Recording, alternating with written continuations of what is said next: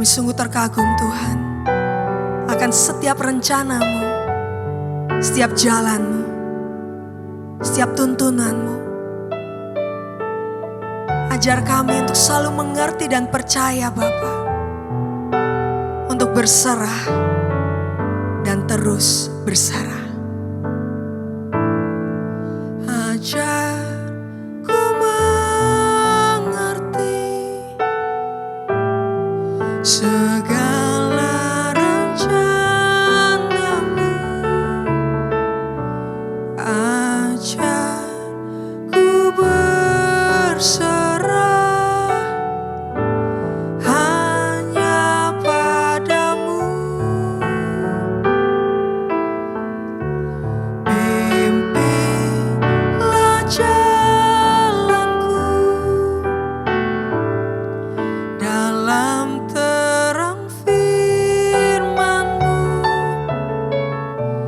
Ajar ku berharap hanya padamu.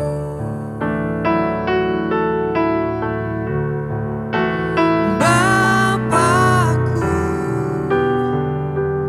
ajar segala rancangan.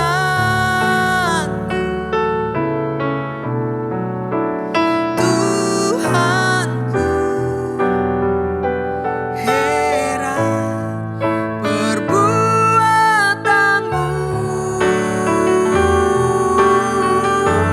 Engkau sanggup mengadakan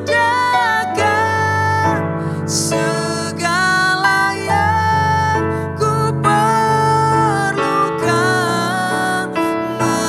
menurut kehendak-Mu.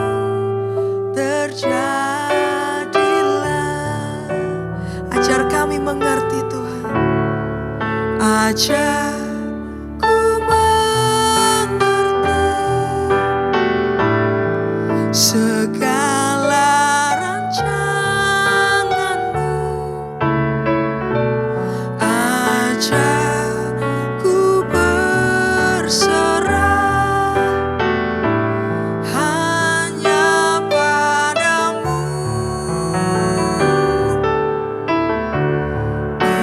Pimpinlah jalanku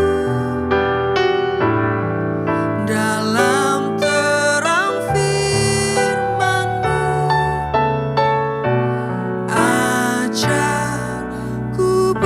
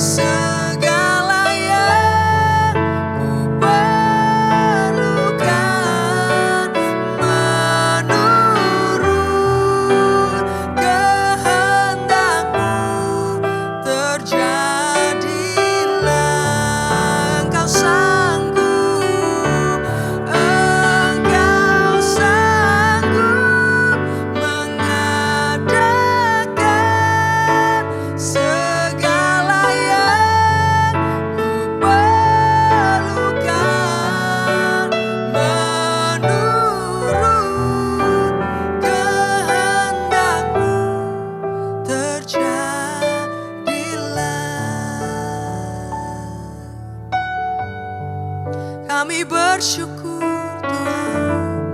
Ajar kami punya hati yang terus mau mengerti. Apa yang jadi rancangan-Mu, terjadilah.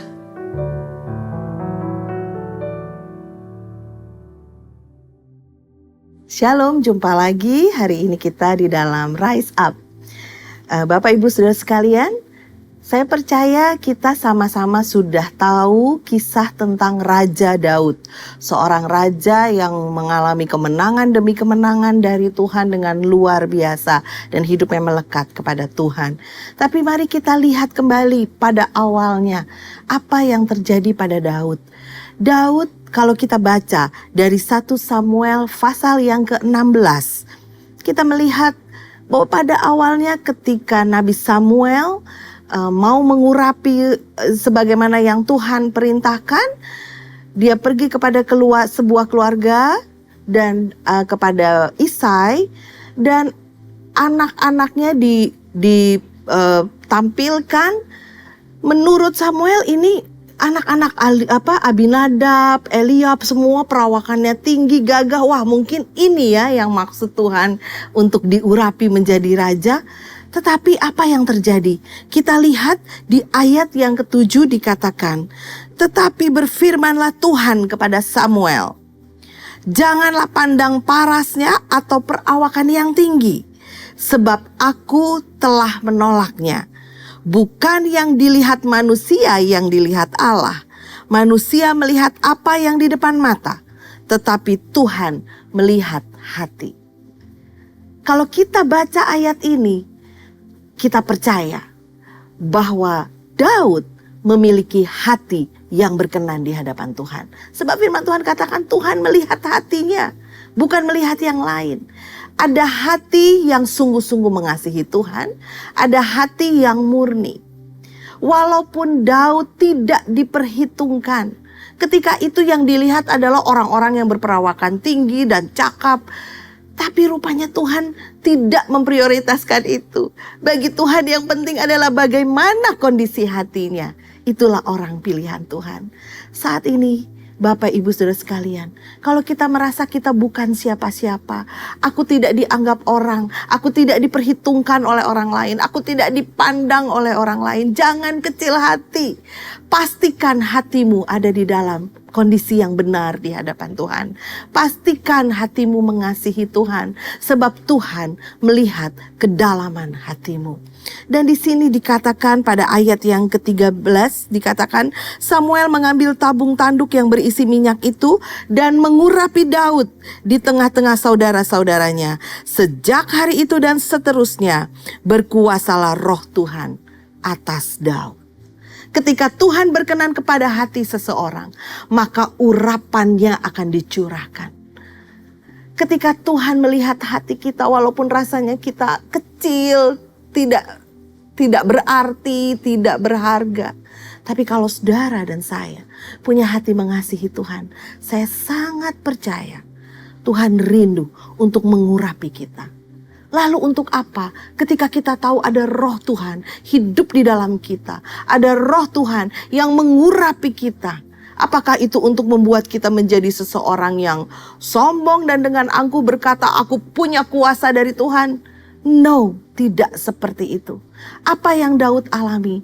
Kita lihat bahwa pada saat itu, kalau saudara sekalian nanti baca pasal ke-16 ini, ketika Saul dikuasai oleh roh jahat, maka Saul memanggil seorang yang penuh urapan, yaitu Daud sendiri.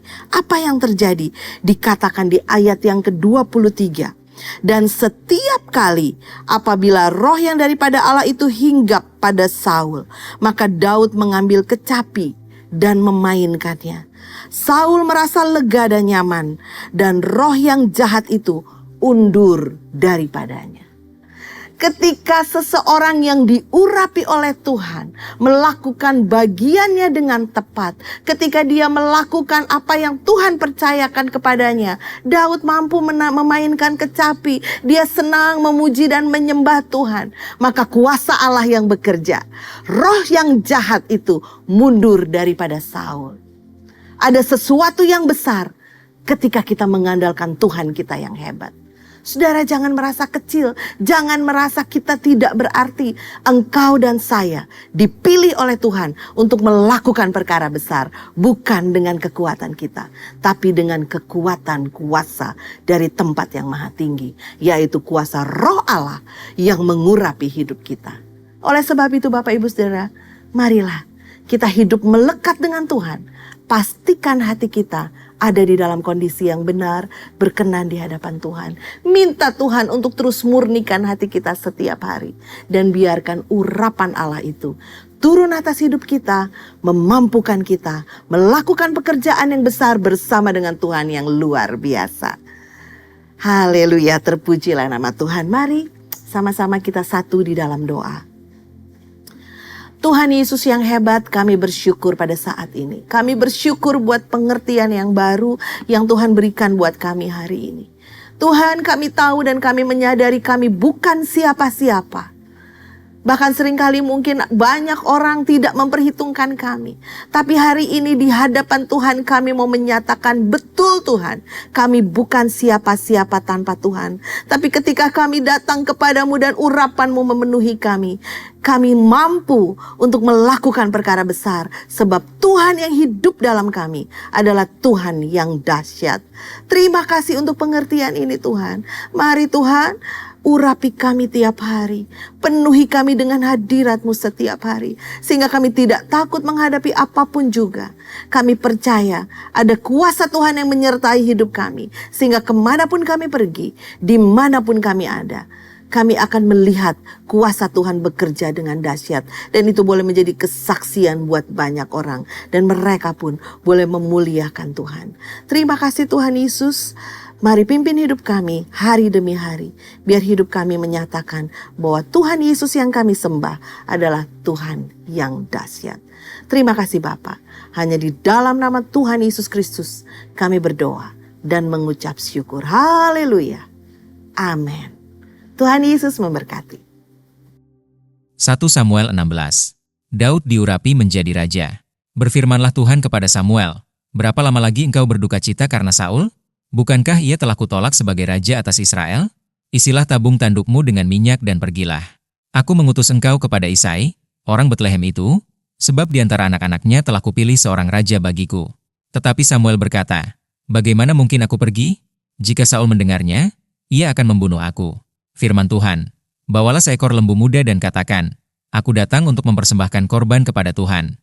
Kemudian undanglah Isai ke upacara pengorbanan itu, lalu aku akan memberitahukan kepadamu apa yang harus kau perbuat. Urapilah bagiku orang yang akan kusebut kepadamu. Samuel berbuat seperti yang difirmankan Tuhan dan tibalah ia di kota Betlehem. Para tua-tua di kota itu datang mendapatkannya dengan gemetar dan berkata, adakah kedatanganmu ini membawa selamat? Jawabnya, ya, benar. Aku datang untuk mempersembahkan korban kepada Tuhan. Kuduskanlah dirimu, dan datanglah dengan daku ke upacara pengorbanan ini. Kemudian ia menguduskan Isai dan anak-anaknya yang laki-laki dan mengundang mereka ke upacara pengorbanan itu. Ketika mereka itu masuk dan Samuel melihat Eliab, lalu pikirnya, sungguh, di hadapan Tuhan sekarang berdiri yang diurapinya. Tetapi berfirmanlah Tuhan kepada Samuel, janganlah pandang parasnya atau perawakan yang tinggi, sebab aku telah menolaknya. Bukan yang dilihat manusia yang dilihat Allah. Manusia melihat apa yang di depan mata, tetapi Tuhan melihat hati. Lalu Isai memanggil Abinadab dan menyuruhnya lewat di depan Samuel. Tetapi Samuel berkata, orang ini pun tidak dipilih Tuhan. Kemudian Isai menyuruh Syama lewat, tetapi Samuel berkata, orang ini pun tidak dipilih Tuhan. Demikianlah Isai menyuruh ketujuh anaknya lewat di depan Samuel. Tetapi Samuel berkata kepada Isai, semuanya ini tidak dipilih Tuhan. Lalu Samuel berkata kepada Isai, inikah anakmu semuanya? Jawabnya, masih tinggal yang bungsu, tetapi sedang menggembalakan kambing domba. Kata Samuel kepada Isai, suruhlah memanggil dia, sebab kita tidak akan duduk makan, sebelum ia datang kemari. Kemudian disuruhnyalah menjemput dia. Ia kemerah-merahan, matanya indah dan parasnya elok. Lalu Tuhan berfirman, bangkitlah, urapilah dia, sebab inilah dia. Samuel mengambil tabung tanduk yang berisi minyak itu dan mengurapi Daud di tengah-tengah saudara-saudaranya. Sejak hari itu dan seterusnya berkuasalah roh Tuhan atas Daud. Lalu berangkatlah Samuel menuju Rama. Daud di istana Saul. Tetapi roh Tuhan telah mundur daripada Saul, dan sekarang ia diganggu oleh roh jahat yang daripada Tuhan. Lalu berkatalah hamba-hamba Saul kepadanya, ketahuilah, roh jahat yang daripada Allah mengganggu engkau, Baiklah tuanku menitahkan hamba-hambamu yang di depanmu ini mencari seorang yang pandai main kecapi. Apabila roh jahat yang daripada Allah itu hingga padamu, haruslah ia main kecapi, maka engkau merasa nyaman. Berkatalah Saul kepada hamba-hambanya itu, carilah bagiku seorang yang dapat main kecapi dengan baik, dan bawalah dia kepadaku. Lalu jawab salah seorang hamba itu, katanya, sesungguhnya, aku telah melihat salah seorang anak laki-laki Isai, orang Betlehem itu, yang pandai main kecapi. Ia seorang pahlawan yang gagah perkasa, seorang prajurit, yang pandai bicara, elok perawakannya, dan Tuhan menyertai dia. Kemudian Saul mengirim suruhan kepada Isai dengan pesan, suruhlah kepadaku anakmu Daud, yang ada pada kambing domba itu. Lalu Isai mengambil seekor keledai yang dimuati roti, sekirbat anggur dan seekor anak kambing, maka dikirimkannyalah itu kepada Saul dengan perantaraan Daud, anaknya. Demikianlah Daud sampai kepada Saul dan menjadi pelayannya. Saul sangat mengasihinya, dan ia menjadi pembawa senjatanya. Sebab itu Saul menyuruh orang kepada Isai mengatakan, biarkanlah Daud tetap menjadi pelayanku, sebab aku suka kepadanya. Dan setiap kali apabila roh yang daripada Allah itu hingga pada Saul, maka Daud mengambil kecapi dan memainkannya. Saul merasa lega dan nyaman, dan roh yang jahat itu undur daripadanya.